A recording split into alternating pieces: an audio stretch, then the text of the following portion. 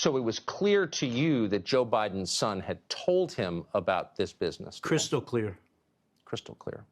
Tell us about the conversation that subsequently occurred between you and Joe Biden. So the conversation, as you're well aware, Tucker, I grew up the son of a career naval officer. So the president of the United States was always the commander-in-chief, whether they were a Democrat or Republican or other.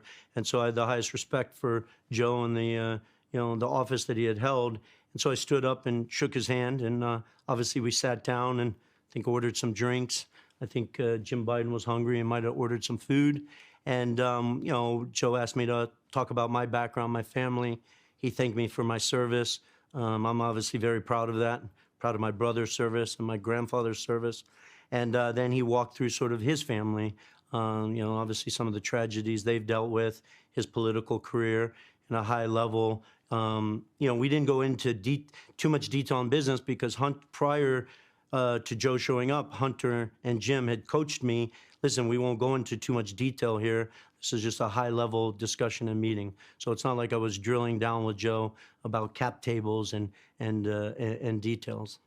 So you've said that they wanted you to meet Joe Biden as a way to induce you to participate in this deal. You were the actual business guy here who had management experience, deal experience.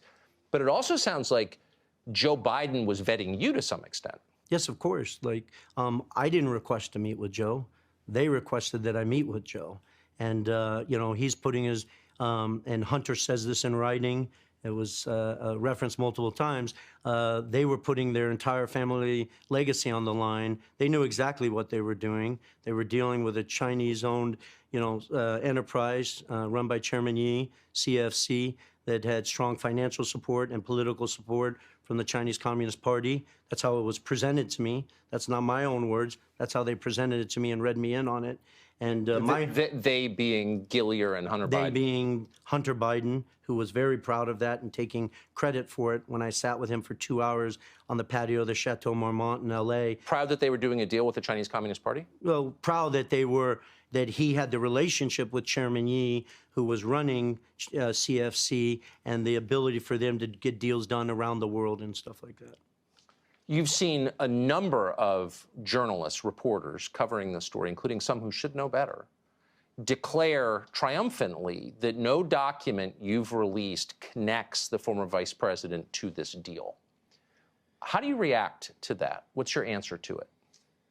So you can imagine what I've been through over the last couple months, and knowing all this to be fact, and watching Joe Biden and his family and their lawyers trout around the world stating that there was no involvement, or even at the debate, Joe Biden referenced that you've seen my tax returns and there's no money from foreign, enterprise in that. I want to simplify this for the American people as much as I can. On May 13th, that email was sent from James Gillier to me. I didn't generate that email. James Gillier generated that email.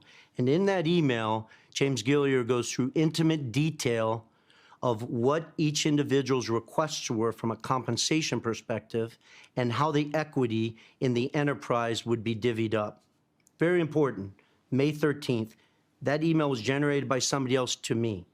In that email, there's a statement where they go through the equity. Jim Biden's referenced as 10%, doesn't say Biden, it says Jim.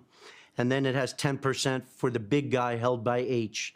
I 1,000% sit here and know that the big guy is referencing Joe Biden.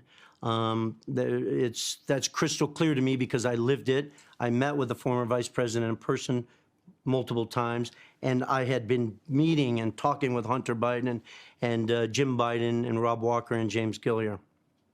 Where the media has tried to hide, and I personally feel it's disgusting, is between that May 13th email and the final document that was executed called Oneida Holdings, LLC.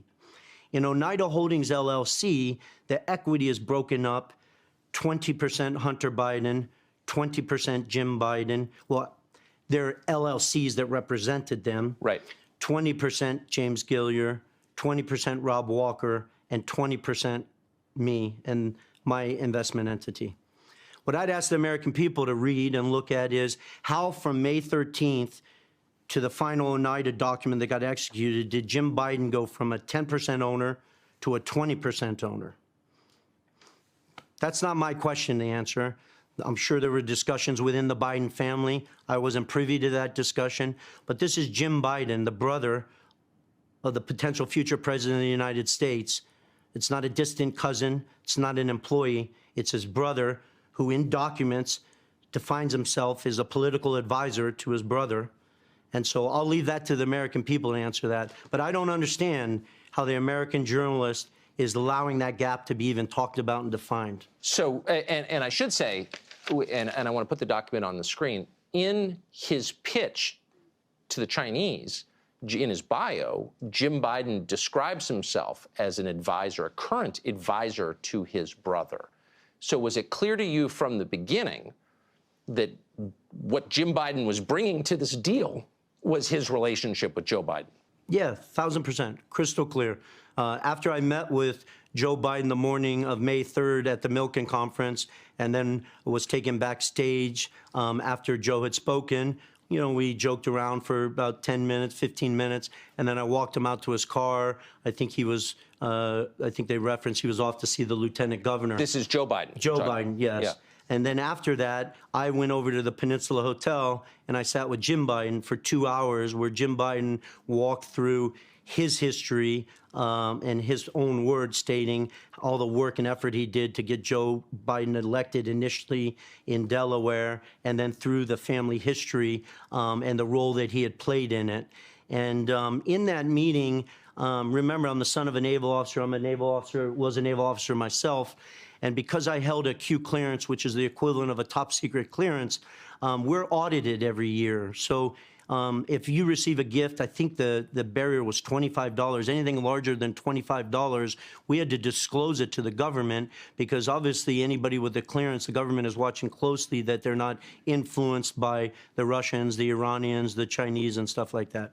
So as I was listening to Jim walk through this, I have a big heart. If you talk to anybody who knows me, they would weigh in on that. I'm a kind person, and I'm thinking about the Biden family. Like, how are they doing this?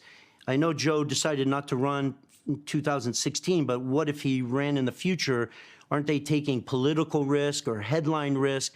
And I remember looking at Jim Biden and saying, how are you guys getting away with this? Like, aren't you concerned? And he looked at me and he laughed a little bit and said, plausible deniability. He said that out loud? Yes, he said it directly to me, one-on-one in a cabana at the Peninsula Hotel after about a hour and a half, 2-hour meeting, with me asking out of concern, how are you guys doing this? Aren't you concerned that you're going to put your brother's future presidential campaign at risk? The Chinese, the stuff that you guys have been doing already in 2015 and 2016 around the world. And I just can almost picture his face where he sort of chuckles and says, plausible deniability. So he said, this is a man who's been drafting off his brother's political career for almost 50 years. He said to your face, essentially, we're lying about it. Anyone watching this interview can look up what plausible deniability means, and the definition is very distinct.